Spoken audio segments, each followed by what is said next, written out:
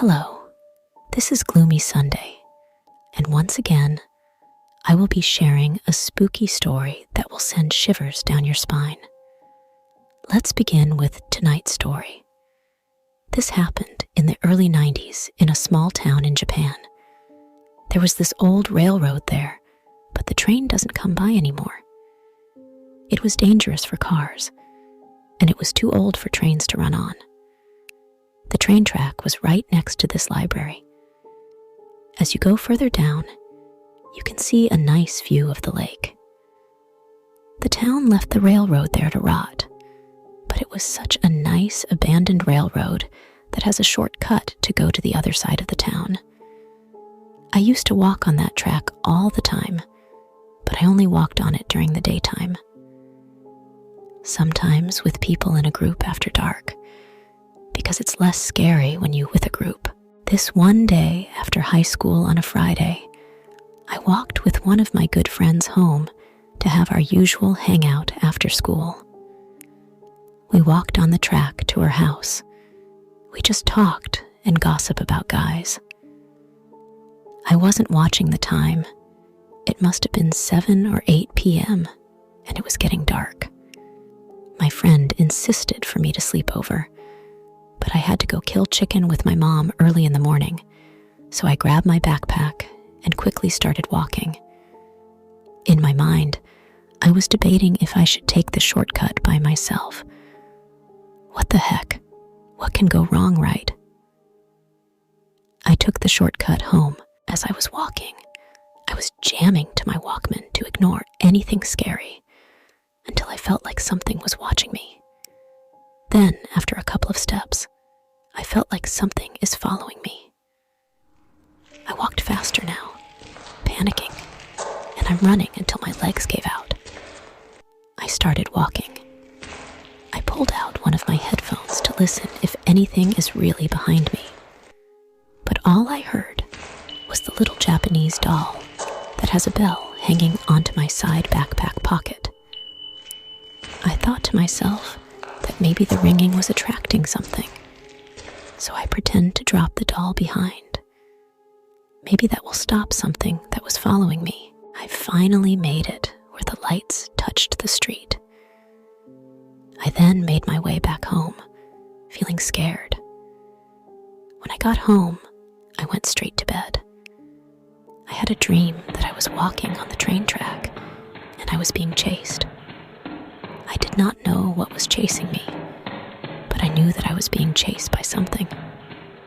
Then I suddenly fell into a ditch where hands pop out of the dirt, trying to hold me down. The hands was putting mud and dirt into my mouth, so I couldn't call out for help. Now I had sleep paralysis. I tried screaming for help, and my mom opened my door saying that she heard me crying softly. I told her that it was just a silly dream. So I got up and went with my mom to buy groceries. The whole entire time I was throwing up, but I didn't eat anything last night. My vomit looked like dirt and mud. It was all brown, and it smelled like wet mud. My mom told me to sleep in the car and get some rest, and so I did. I was getting very sick, and I finally had the guts to tell my mom what happened, knowing that my mom will hit me later for coming home so late. When I got home, I was looking through my backpack to see if my charger was in there for my flip phone, and I heard a ringing. I looked at my side pocket, and I swear I dropped that doll on the train track. I went to my grandma is a shaman, and told her what happened. My grandma said she will look into it. My grandma did a ritual and found out that a malevolent spirit of a little girl was following me home, trying to attach herself onto me by following the sounds of the bell.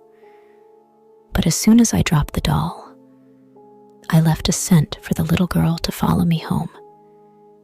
She attached herself to the little Japanese doll. We then asked her why was she doing this. The little girl said that she wanted to be reincarnated, but since she took her own life, She couldn't be reincarnated, even if we gave her money. She wanted to be born, and to do so, she will have to wait for a pregnant woman so she can hijack the baby and be reincarnated. My grandma grabbed one of my mom's old Japanese doll and put an egg under the doll shirt to imitate a pregnant lady and trick her into going to the egg. Then my grandma grabbed the egg and put it into an empty jar. She told me to go to the lake and throw it into the lake. I quickly got out of the house and went straight to the lake and threw it as far as I can into the lake. I watched it float away into the middle of the lake. I felt relieved, and after that incident, I graduated from high school and left for the States. I hope you enjoyed our spooky story.